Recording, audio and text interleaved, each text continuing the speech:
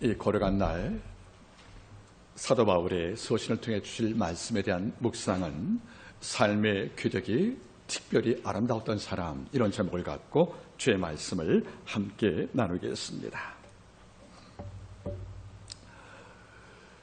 이제 올해로 제가 봄이라는 계절을 61번째 맞이했습니다. 봄이라는 계절, 제 3, 4, 5를 61번째 맞이한 이 인생의 정점에서 돌아보면 이 땅에 살아올 때에 제 마음속에 특별히 깨달은 교훈 가운데 제일 큰 것이 하나가 있습니다. 오래 살아왔을 경우에 인생에 있어서 정말 필요한 것이 무엇인가 물어본다면 이렇게 말할 수가 있다고 생각을 합니다. 사람 참 잘 만나야 한다.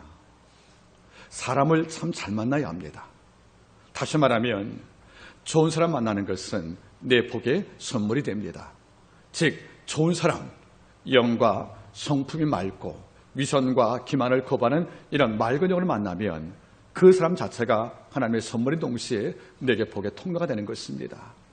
그런데 이렇지 않은 사람들, 기만과 허위가 많고 거짓과 위선이 많은 이런 사람을 우리가 만나는 경우에는 이것은 선물이 아니고 고통이라고 생각을 합니다. 그래서 사람을 잘 만나는 것, 특별히 벗을 잘 만나서 내 곁에 두고 사는 것만큼 행복이 없다고 생각을 합니다. 이런 가운데 좋은 사람은 우리에게 주신 하나님의 선물입니다. 여러분 곁에 이런 선물이 얼마나 많은지 참으로 궁금합니다. 자, 그런데 우리가 과거에 작가 유한진 씨의 글 가운데 우리가 질환지기를 꿈꿈이란 글이 있지 않습니까? 여기서 작가는 말하는 거예요. 이런 벗이 내게 선물로 왔으면, 자, 질환지기란 말이 무슨 말이겠습니까? 지자는 여러분들 지초를 말하는 것이고 라는 여러분 난초를 말하는 거예요. 지초와 난초가 함께 있으면 그렇게 품위가 있고 향기가 있다는 거지요. 그래서 질환지격으로 무슨 말이겠습니까? 두 사람 사이의 우정과 인격이 깊어서 누가 봐도 아름다운 거예요. 기울지도 않고 돋보이도 않고 평균적으로 잘 어울려서 곁에 볼 때 은근한 향을 느끼는 두 화초처럼 마음에 감동을 내서 질환지기를 말하는 것인데, 이것을 작가는 꿈꾼다고 말하는 겁니다. 지금 없다는 거잖아요. 이런 대상을 지금 바라는 거 아니겠습니까? 그러면 작가는 말하는 거죠. 유한진 작가께서는 이런 벗이 내 곁에 선물로 왔으면, 또한 내가 이런 벗 띄어서 누구한테 이런 선물 띄었으면 이걸 말하는 것이 아니겠습니까? 하도 오랜 글이라 제가 오늘 아침에 한번 찾아봤어요. 그리고 내용을 제가 뽑았습니다. 자, 읽어보면 내용이 꽤 긴데 제가 몇 군데 발췌해 보겠습니다. 자, 질환주의가 어떤 것인가 한번 작가의 글을 보겠습니까? 저녁을 먹고 나면 허물없이 찾아가 차 한 잔을 마시고 싶다 말할 수 있는 친구가 있었으면 좋겠다. 입는 옷을 갈아입지 않고 김치 냄새가 좀 나더라도 흉보지 않는 친구가 우리 집 가까이에 있었으면 좋겠다. 비 오는 오후나 눈 내리는 밤에도 고무실 끌고 찾아가도 좋은 친구.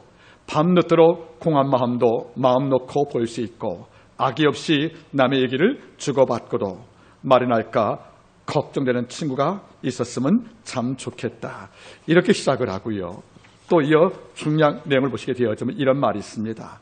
때로 약간의 변덕과 신경질을 부려도 그것이 애교로 통할 수 있는 정도면 괜찮고, 나의 변덕과 그날 흥분에도 적절히 맞장구 주고 나서 얼마 시간이 흘러 내가 피곤해지거든 부드럽고 세련된 표현으로 충고를 아끼지 않은 친구가 있으면 좋겠다. 우리는 흰눈소 침대 같은 기장을 신었으나 들꽃 좀 나약할 수 있고 아청 같은 양보를 싫어하지만 이따끔 밑쯤에 사는 아량도 가는 친구가 있으면 좋겠다. 작가는 이런 친구를 지금 꿈꾸고 있다고 말합니다. 무슨 말이에요? 사람이 선물이기 때문에 내가 좋은 벗과 좋은 남편과 좋은 가족을 만나서 이렇게 선한 벗을 내 곁에 두고 사는 것보다 복이 없다는 것을 안 것이 작가의 뜻이었고, 이거 우리한테 들리고 있는 것이 아니겠습니까? 오늘 이것을 보기를 원하는 것입니다. 여러분들 이 땅을 살면서 많은 걸 우리가 바라지만은 정말 필요한 게 뭔지 아십니까? 나와 심장을 주고받을, 내 고통을 나누고도 함께 판단받지 아니하고 내가 어떤 약점 부여도 이것이 정죄가 안 될 만큼 인격적 공감을 경험한 이런 벗을 내 곁들이고 산다는 것보다 큰 복이 없다고 생각하는 겁니다. 황금도 썼고 권력도 여러분들 부식하는 것입니다. 하지만은 좋은 것을 만나 이 세계에 동행한다는 것보다 큰 위로와 격려가 없다고 생각을 합니다. 여러분들 우리 곁에 이런 분이 얼마인지 참으로 궁금합니다. 자, 보시겠습니까 여러분들. 오늘 사도 바울은 옥에 갇혀 있다는 거지요. 다시 말하면 옥중서신입니다. 이런데 바울 곁에 많은 인물 가운데서 특별히 두개관의 인물이 등장하는데 그 인물을 평가할 때 바로 오늘 길게 그리고 아주 명료하게 그의 인격을 이렇게 평가하고 있다는 거지요. 어쩌면 이 두기고는 바울 곁에 스물 같은 존재였다는 겁니다. 옥중에 갇혀서 묶여진 이 바울, 행동이 제한되어서 교회가 어려움을 당할 때 뭔가 찾아가서 신박을 해서 돕고 싶지만 묶인 몸이라 갈 수가 없습니다. 그래서 바울은 편지를 썼다는 거지요. 이런데 이 에베소교회, 골로새 두 교회가 어려움을 당할 때 이 교회가 바울에게 답을 얻는 거예요. 선생님, 우리 교회가 이런 문제가 있습니다. 선생님, 우리 교회가 이런 고통이 있는데 당신이 좀 우리에게 답을 줬으면 좋겠습니다 하고 연락을 보냈지만은 바울은 나갈 수가 없잖아요. 이미 수감된 몸이니까. 이래서 그 교회가 안고 있는 문제에 대한 답을 주고 또 격려와 위로의 말씀을 주기 위해서 쓴 글이 바로 에베소서, 골로새서 두 편지가 되는 것입니다. 이걸로 각자 교회에 이 편지를 옮기고 전달하면 바울 대신 이 편지가 답을 주는 것이 아니겠습니까? 문제는 이 편지를 누가 전달하겠다는 겁니까? 당시 여러분들 우편제도가 없다는 거죠. 택배 문화가 없다는 것이에요. 우리 여러분들 카톡 문화가 아니었거든요. 누군가 인편으로 이걸 갖고 교회를 방문할 필요가 있다는 겁니다. 문제는 이 편지를 받는 그 교회 측에서 편지를 갖고 온 그 사람을 신뢰 못하면 이 편지가 위조가 아니겠습니까? 이 편지라는 공신력이 없다는 것이에요. 이래서 바울은 어려움 당하는 두 교회에게 답과 위로와 소망을 주기 위해서 편지를 작성을 하고 이거를 인표해서 보낼 경우에 바울은 옥에서 함께 고민한 것입니다. 누구한테 맡겨 보낼까? 누구한테 이 편지를 맡겨주면 바르게 전달될 것이고 또 편지에 담긴 않은 그 내용까지 설명을 해서 활자 외에 상을 설명하시는 지혜자가 누굴까? 이런 적은 아무나 맡길 수가 없다는 거지요. 그래서 바울은 깊게 고민하고 기도 가운데 한 인물을 선택합니다. 그 바로 두기고라는 것입니다. 우리가 잘 모르는 이름이었지만은 그자에게 바울은 어떤 편지를, 첫 번째는 에베소서를, 두 번째는 골로새 편지를 함께 맡기어서 이 편지가 전달되었고 이걸 통하여 두 교회가 어려운 문제에서 치유된 것을 우리가 경험하고 있다는 것입니다. 그리고 그때 전달했던 두 개의 편지가 남아서 우리 성경 말씀에 포함됐다는 것이 아니겠습니까? 자, 정말 소중한 거예요. 한 교회에 앓고 있는 영적 질병을 치유할 처방전 남긴 이 편지를 누구한테 맡길까? 그리고 누구한테 맡기면 이 편지가 무사히 당도하여 활자에 담긴 내 뜻을 더불어 증거하여 교회를 살릴까? 여기에 맡은 유일한 적임자가 바로 두라는 사실은 우리한테 많은 감동을 주는 겁니다. 바울 곁에 두라는 존재가 있다는 것은 바울이 너무도 행복했다는 겁니다. 즉 바울은 데마 같은 종도 만났지만은 이런 두기고 오네시모로 이런 종을 만나서 마음속에 위로를 받고 내 상처 치유받는 아름다움을 바울이 일생 동안 누리고 산 것도 우리가 알 수가 있다는 것입니다. 오늘 두기고 인생을 보시면서 그를 표현했던 바울의 영적 이력서를 보시면서 그의 인품을 닮아가시면서 오늘 삶의 궤적이 나도 아름다워서 그 누구에게 바울에게 힘이 되었던 이것처럼 나 또한 그 누구에게 힘이 되는 존재가 되길 주님으로 부탁을 드리겠습니다. 먼저 하나님의 말씀을 함께 보시겠습니다.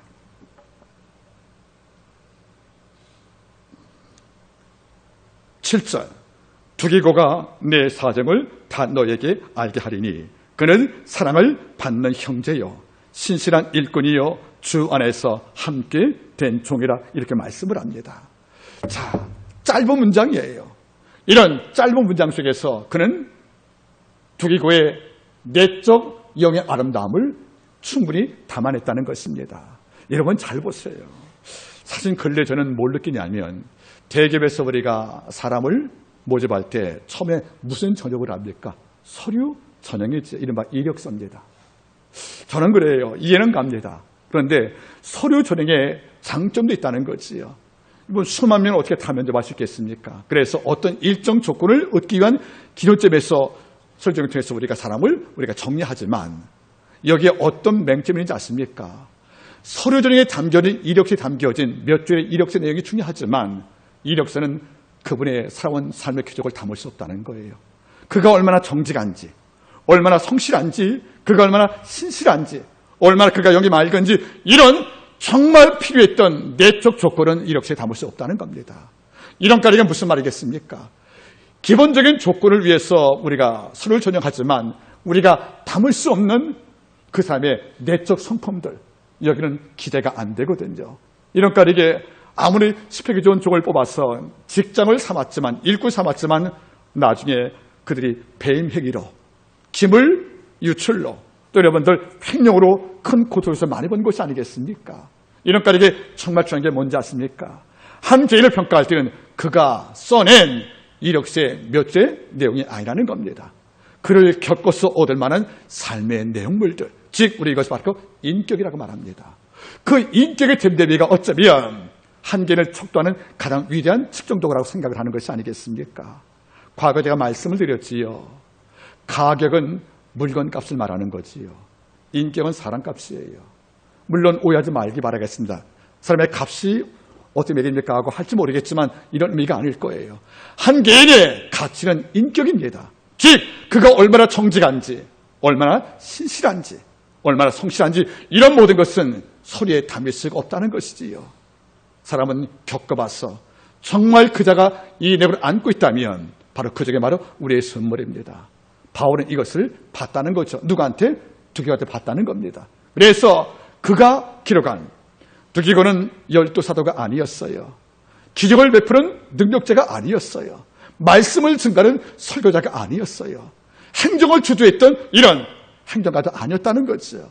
그의 이력서의 내용을 본다면 한귀를 살릴 초방의 편지를 맡길 만한 이런 존재라고 우리가 인정할 수 없는데 바울은 외적으로 증명되었던 두기고의 이력서보다 그를 겪어서 얻었던 내면의 인격을 봤다는 것이 아니겠습니까? 그래서 생명만큼 귀했던 편지를 맡겨주었다는 거지요. 그러니까 남들 물어볼 겁니다. 어떤 점이 바울이 믿을 만한 영성을 위해서 편지 맡겼을까 물어볼 때 바울은 편지와 함께 두기고의 아름다움을 이렇게 증명했다는 거죠. 그는 처음 말합니다. 그는 사랑을 받는 형제라고 말합니다. 사랑을 받는 형제라. 원문이 표합니다. 모든 자에게 사랑을 받는 형제라는 거예요. 이 말은 무슨 말입니까? 내가 그를 편애해서 맡겠다는 게 아니에요. 남들 다 싫어하는데 나만 좋아서 이 편을 맡겠다는 것이 아니라는 거죠. 나를 포함해서 모든 자가 그를 사랑했다는 겁니다. 이러니까 내가 이 편지를 그에게 맡긴 것은 내 개인의 독단적 편견의 아집이 아니라 모든 자가 다 공감할 만한 이런 사랑을 받는 인격체이기 때문에 이걸 맡겨도 조금 더 하자가 없다는 것이 바로 바울의 증거라 그런 말이거든요. 사랑은 모든 자에게 받는 거예요. 특별한 몇 사람에게 사랑받는 것은 이해관계라는 것입니다. 여러분 살아보세요. 물론 제가 말했지요. 가끔 저도 두 아이를 놓고 이야기할 때, 큰아이, 작은 아이 놓고 이야기할 때 말합니다. 네가 어디에 가든 간에 모든 자가 다 너 사랑할 수 있다고 생각하지 말거라. 인생은 팔업이다. 투업 모자라는 거야, 투업이.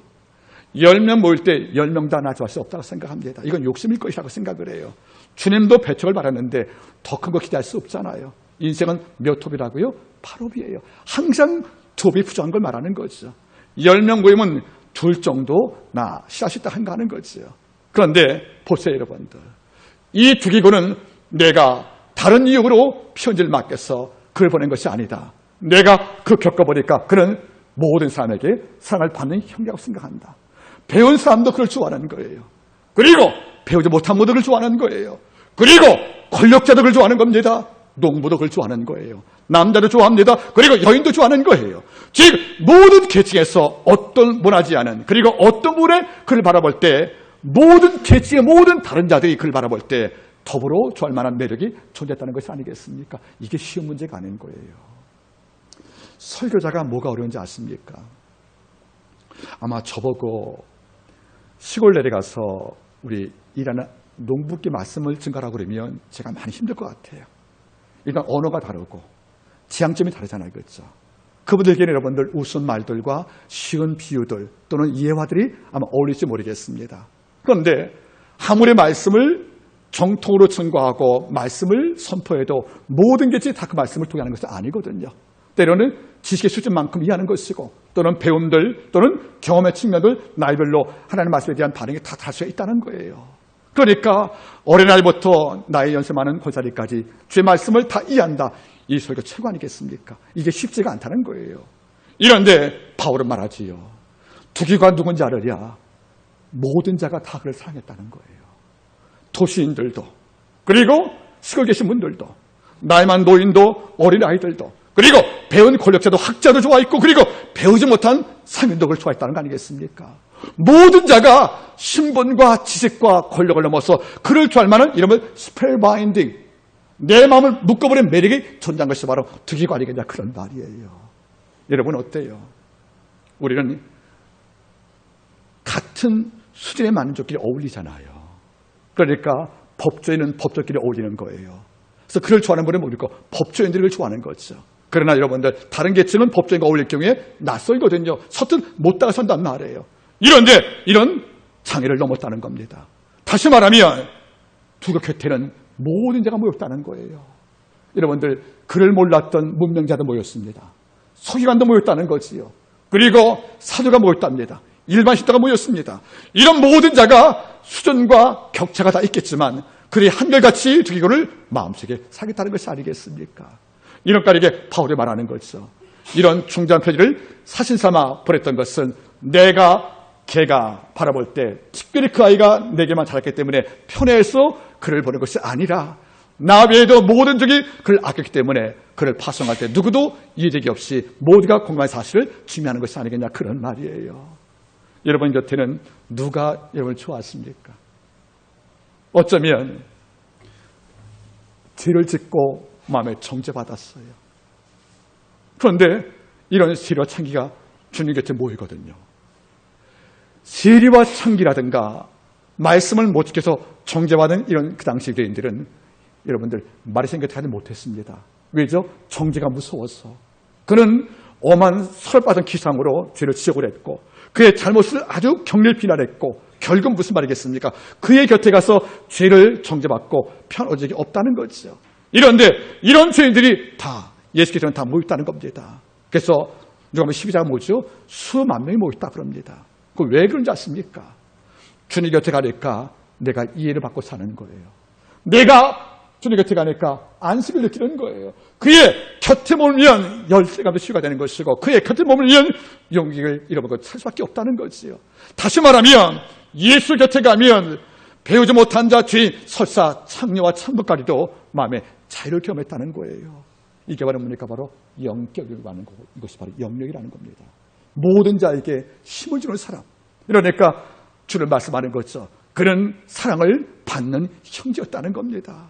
그에 대해서 그 누구도 뭡니까? 꺼리끼거나 두려워하거나 이 마음속에 정죄받지 않을 만큼 너그러운 인격으로 모든 자 곁에서 공했기 때문에 그는 내가 편지를 맡겨도 충분히 마음으로 감동을 느낄 존재로 바울이 인정했다는 것이 아니겠습니까? 여러분 바로 이겁니다. 삶의 궤적의 아름다운 삶을 잘 바라보세요. 여러분들 적을 만들지 않잖아요. 인자무적, 즉 이내로운 사람은 적을 만들지 않다는 뜻이에요. 여러분 우리가 마음에 너그러우면 설사 모든 자에게 버림받은 자도 내 곁에 와서 울면서 마음을 토하는 거예요. 모든 이 땅에 치워버리고 인정받지 못하여 상심받은 자가 내 곁에 와서 어깨를 기대고 울면서 마음을 토할 때 이것은 뭡니까? 돈 주고 살 수 없는 영적 권세거든요. 정말 어려움다 할 때 제일 먼저 전하고 싶고 가장 외로울 때 참아주고 싶은 사람, 이런 적의 힘은 그냥 오는 것이 아니란 말이에요. 이건 돌이 많고 그 문제가 아니라는 겁니다. 여러분 알겠습니까? 스펠바인딩, 마음을 묶고 나를 멈추게 하다 그런 말이에요. 그의 곁에 가면 내가 마음이 묶여져요. 왜? 매력적이라 떠나고 싶지 않다는 거예요. 그래서 여러분들 스펠바인딩이란 말이 그 말이거든요. 너무 매력적이라서 그의 곁에 가면 떠나고 싶지 않는 거예요. 이런 적이 어떤 영적 자력, 모든 걸 당기는 자력이 어디서 수밖에 나는 거예요. 바로 너그러움과 인내함과 참여 있는 것이 아니겠습니까? 바울은 말하는 거지요. 이 종은 그냥 종이 아니다. 내가 편해서 보낸 종이 아니고 모든 자가 다 산 종이었다. 이 종은 모든 자에게 공시적을 주었던 참 사람이었다. 이런 까닭에 내가 이 필을 맡겨줬다. 바울이 당당하게 그의 영을 증명하지 않습니까? 전 여러분들이 그런 삶을 꿈꿨으면 참 좋겠습니다. 정말 그의 곁에 가면 내가 자유로워지는, 뭔가 실수해도 마음에 두렵지 않는 이런 아름다운 마음의 너비가 함께 있기를 주 이름으로 부탁을 드리는 것입니다. 두 번째가 바울은 이걸 이렇게 평가합니다. 신실한 일꾼이요. 여러분 따라하겠습니까? 신실한, 이 말은 굉장히 중요한 단어예요. 여러분 설명을 잘 듣기 바라겠습니까? 과거에 한번 언급을 했어요. 로마 시대 때에는 도자기 그릇 판매가 굉장히 중요했습니다. 제사든가 음식을 담으니까 로마 때는 그릇과 도자기 항아리가 참 중요했다는 거지요. 이런데 여러분들 항아리를 만들 경우에 항아리 재료가 뭐죠, 여러분들?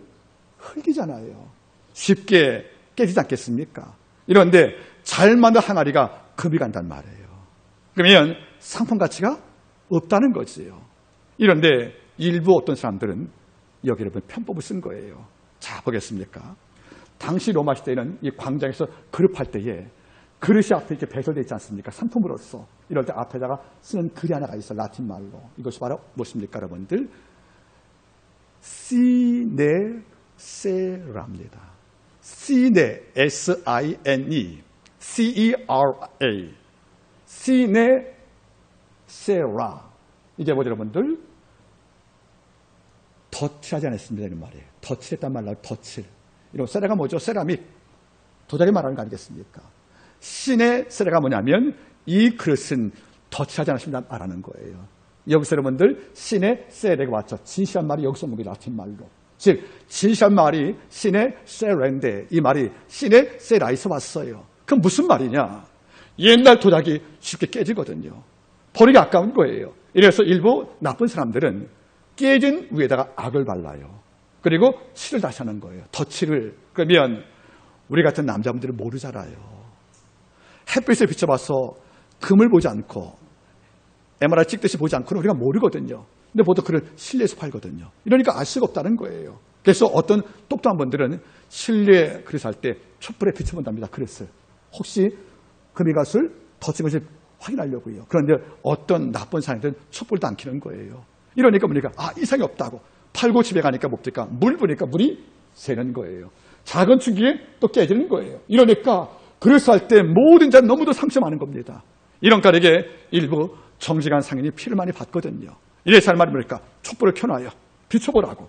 또 한 가지 뭐죠? 그 앞에 시네세라.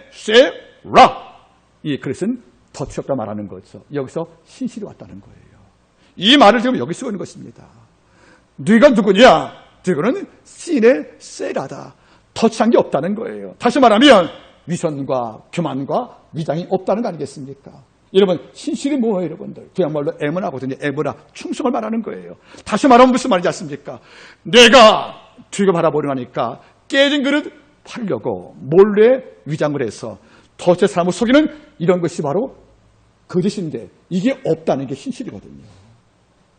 네, 겪어보니까 두교는 일할 때마다 신실하더라. 그는 거짓과 위선이 없더라. 정직과 진실하더라. 다시 말하면 실수한 거 책임 전가하지 않는 것이고요. 깨진 거 칠해서 남을 눈속이만은 이런 가증한 위장과 기만이 없다는 것이 아니겠습니까? 여러분 어떤 자가 모든 자에게 존경을 받는 거예요. 때로 손해봐도 정직한 자입니다. 때로 어려움 당하도 책임을 전가하지 않는 거예요. 내 잘못과 책임 피하려고 덧칠해서 깨진 그릇을 정시로 팔아버릴 만큼 이런 것을 거부하는 이른바 시네세라. 내 삶에는 덧칠이 없습니다. 한번 잘 바라보시겠습니까? 나이 한 50 되신 우리 여자분들께 한번 여쭤볼게요. 젊을 때까지 피부가 안 좋잖아요. 그렇죠? 그러니까 뭘로 가리는 거예요? 화장으로 이렇게 덧쳤습니까, 여러분들? 그건 욕할 수 없다고 생각을 해요. 근데 문제는 화장으로 가린 그 얼굴이 오래 갈 수 없기 때문에 비 오고 나면 또는 아침에 처음 만나 얼굴 봤는데 세안을 한 거예요. 그때는 밤의 얼굴과 다르거든요. 남자 그때 뭘 느낍니까? 이게 당신 맞냐고. 그건 뭡니까? 덧칠해서 우리가 그의 진짜 옷을 못 본 거잖아요, 여러분들. 이걸 말씀하는 거예요. 그릇도 덫이라면 무슨 것입니까? 깨진 것을 감추고자 하는 의도가 포함된 거잖아요. 이것이 없다는 거예요. 다시 말하면 마음의 간소함도, 그리고 이익을 위해서 과장도, 더 나가서 무슨 말하겠습니까? 내 잘못을 은폐하려고 책임을 전가하는 이런 덫이 없기 때문에 바울이 이걸 평생 겸했기 때문에 그에게 이걸 맡겨도 마음속에 꺼리낌이 없다는 것이 아니겠습니까? 여러분 어떻습니까? 구약의 인물 둘 바라보겠습니까? 다니엘과 요셉이에요.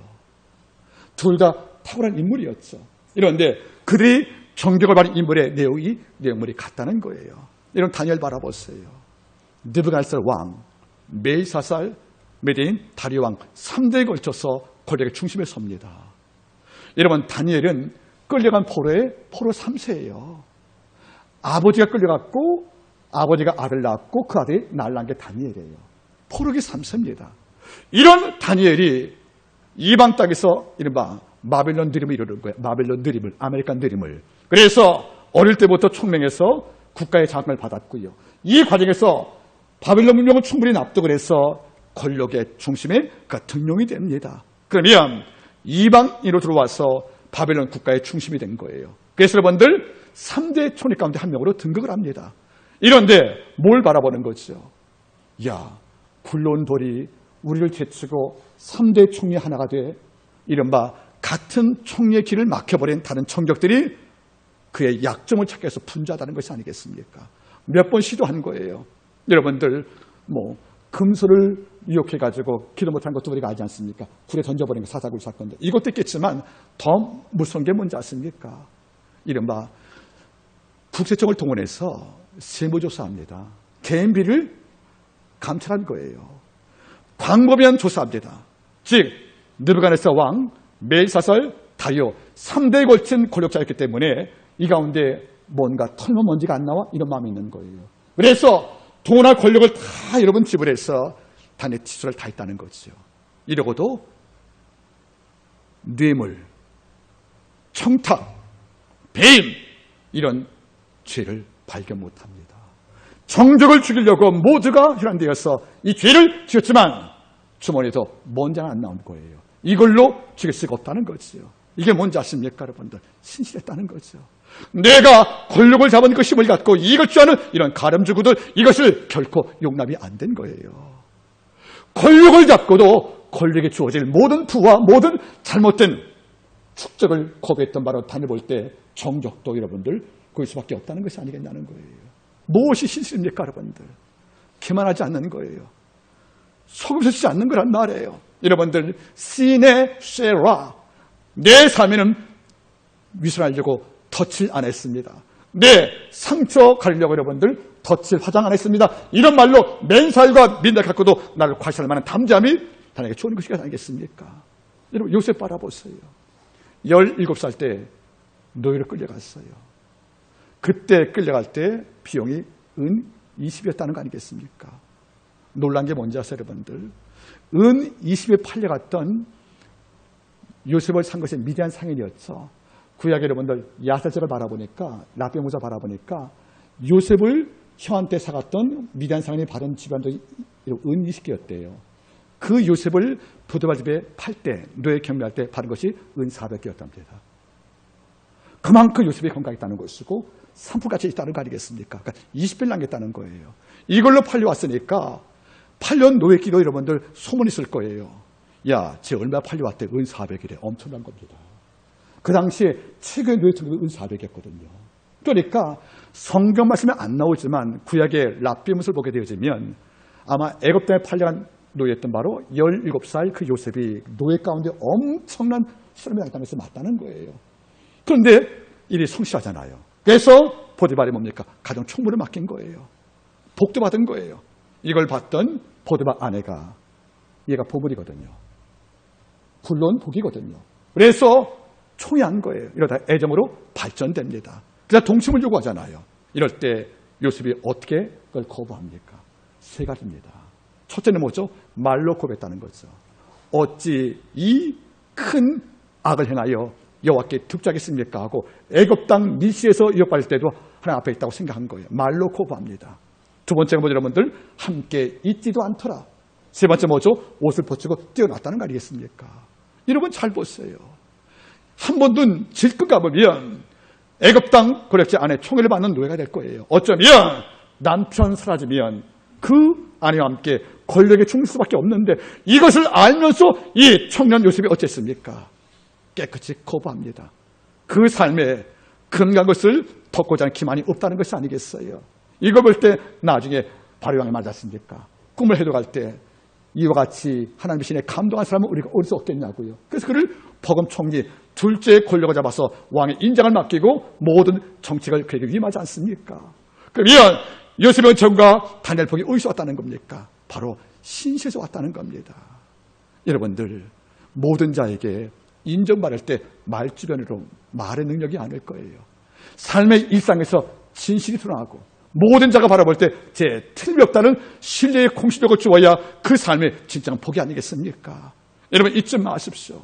우리가 그 누구한테 인정을 받을 때 인정받고자 하는 가장 중요한 내용이 뭔지 아십니까? 우리의 인격이 인정받을 것이 가장 중요하다는 것이에요. 그는 성실해. 눈가림이 없어. 그는 편법이 없어. 그는 모든 것이 술대로 정직해. 이것이 처음에는 부담스럽고 모든 자가 꺼려할 줄 몰라도 정말 지난 순간엔 그를 평가하는 유일한 신이라는 것을 잊지 말기를 바라는 거 아니겠습니까? 신실했다는 것이에요. 여러분 어떻습니까? 우리 기도할 때 어때요? 나 다해라. 너는 참 이스라엘 사람이다. 내 속에 간사함이 없도다. 이게 참 놀라운 말이거든요. 여러분 간사함이 없는 신실한 사람들은 죽은 자 살린 기적 못지않게 아버지가 기뻐하는 것이 아니겠습니까? 주기가 어떤지 압니까? 신실했다고 말하는 겁니다. 이어서 바라보시기 바라겠습니다. 세 번째, 누기고가 내 사정을 다 너에게 알게 하리니 그는 사랑을 받는 형제요 신실한 일꾼이요 주 안에서 함께 된 종이라고 말합니다. 자, 그런 주 안에서 나하고 함께 종됨을 고백했다는 거 아니겠습니까? 여러분 잘 보세요. 여러분 종은 누구의 말에 귀를 기울입니까? 주인의 말을 기울이는 거 아니겠습니까? 우리가 조위예요. 그러면 득이고는 뭡니까? 바울의 말 위에는, 하나님의 말 위에는 그 어떤 것에도 내 생각을 팔지 않았던 이런 자 아니겠냐, 그런 말입니다. 가끔 제가 느껴봅니다. 그저께였습니다. 하나님께 기도하려는 게 좀 많아서 좀 목을 좀 많이 쓴 날이었어요. 좀 통성기도를 하기 위해서. 이런 순간에 문자가 때가 온 거예요. 친구가 왔어요. 문자 올 때 이렇게 물어보더라고요. 형님, 종이 참종이 되려면, 그러니까 신실한 종이 되려면 무엇이 필요하죠? 하고 나서 질문이 왔고 이 질문 답을 잘 주면 오늘 제가 자기가 강의한대요. 그래서 거기서 자기가 놀라운 평가를 받겠다는 거죠. 순간 갈등이 왔다는 거죠. 여러분 참종의 조건이 한둘이겠습니까? 그런데 성령 하나님께 참 감동을 주신 것이 한 단어를 떠오르게 하더라고요. 진짜 종 되려면 두 개 따라가겠습니까? 한자 항. 여러분 혹시 감이 옵니까? 항? 여러분 한자에 항자가 있죠. 근데 항자가 두 가지가 있어요.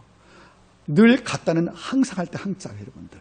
우리가 항온, 항이 뭐죠? 늘 같다예요, 여러분들. 이런데 또 하나의 항자가 있어요. 항고, 항할 때 뭔가 싸우는 것이 항자가 있지 않습니까? 반대하는 게 항할 때 항자가 있지 않습니까? 두 개 항이라는 거예요. 어떤 적이 참종이냐? 우리 아버지 앞에 했던 결심들, 이 모든 고백들, 그리고 내 삶의 진정들, 이것이 항상일 때. 또 한 가지는 아버지 기뻐하지 않는 모든 세속 문화와 항거할 때 그 항자, 싸우는 항자라고 그런 말이에요. 반대하는 항자. 이 두 가지 항자가 마음에 있으면 이 종보다 아버지 앞에 참종은 없다고 생각하는 것입니다. 우리가 종이 된 거예요. 그런데 그 당시에 뭡니까? 정적들은, 자 보겠습니까? 최인수사님께서 아마 한 권력자예요. 그의 맞은편 대체에 여러분들 다른 종이 있어요. 이럴 때 여러분들 이 종을 제거할 때 제일 좋은 방법이 최인수사님의 종을 매수하는 겁니다. 그렇죠? 뭘 줘서? 뇌물. 그래서 독을 타거든요. 그럼 뭘 느끼냐면 종이라는 개념은 주인의 음식도 준비하고 주인의 행동에 여러분 배석하는 것이고 또 수행하지 않습니까? 항상 붙어있단 말이에요. 이러니까 어쩌면 주인의 무기도 갖고 다니거든요. 그러니까 종을 매수하면 이 종을 통해서 정정한 목적이 있어야 있다는 거죠. 그러면 주인이 줬던 모든 액수보다 엄청난 부를 안겨주면 어떤 종은 뭡니까? 그 유혹을 다투지 않고 주인을 사랑하는 거예요. 이러면 역사 로마에 너무도 많이 나온다는 거죠. 그러니까 참 종은 조건이 뭡니까? 주인 앞에 충성은 항상 같을 것이고요. 그리고 주인 앞에 위험과 모든 적에 대해서 우리가 항거할 수 있는 이런 싸울 항자와 같은 항자, 이 두 가지가 있을 경우에 참종이 아니겠냐, 그런 말이에요. 바울이 그걸 겪어본 거예요. 겪어보니까 바울의 말 외에는, 하나님의 말씀 외에는 절대로 이 두 이거는 흔들림이 없다는 거죠. 그는 항상의 사람이었어, 그 항자. 이런데 혹 누가 바울을 의미하고 진리를 어긋나서 뭔가 믿음을 파괴하는 시도할 때마다 여기에 분연히 다툴 항자, 맞설 항자, 그리고 대자 항자로서 싸웠기 때문에 이 종이 한국의 종이 아니겠습니까, 여러분들? 전 이게 필요하다는 거지요. 우리 마음속에 두 가지의 같은 항자와 다툴 항자. 적과는 다투고 주에게는 마음이 같은 것들. 이것이 뭡니까? 바울의 교회 메토디고의 영성과 본성이 아니겠습니까? 여러분 어떻습니까? 근래에 많은 자가 능력을 한계를 평가하지만 이제는 인격입니다. 그 인격은 어떤 것입니까? 사람의 가치를 말하는 것이거든요. 이런 마음속에 질끈 보석이 뭡니까? 하나님 아버지요, 저는 모든 자에게 사랑을 받는 자가 되길 소망합니다. 이건 너무도 힘든 문제예요. 또 한 가지 아버지, 저는 터치라는 인생을 살지 않겠습니다. 저는 시네세라, 저는 터치 없는 시네세레, 저는 신실한종이 되겠습니다. 그래서 뭡니까? 위선과 기만과 가증과 속임수가 없는, 그리고 모든 자에게 그릇이 없는 투명한 삶을 살다 할 때 아버지가 기뻐하는 것을 기도할 것이고요. 그는 종이었다는 것입니다. 나를 고용한 주를 위해서 목숨을 다할지언정 내 주를 하기 위해서 어떤 이익이 제공되어도 이것을 다툴 수 있는 항거할 수 있는 중심을 갈 때 이것이 참족이 아니겠습니까? 오늘 우리는 이 시간 그리스도 앞에서 하나의 결심을 필요할 줄로 압니다. 나는 모든 자에게 사랑을 받고 있는지, 오늘 한 계층이 아니고 배운 자, 못 배운 자, 남녀, 아이와 노인 모든 계층이 다 좋아할 만한 스피릿 바인딩, 매력적인 존재가 되었는지 이걸 위해 기도하기를 바라는 것이고요. 내 삶에는 이른바 신실, 깨진 투자기를 위선시키는 이런 나쁜 장사신 마음이 없는지 한번 돌아볼 것이고요.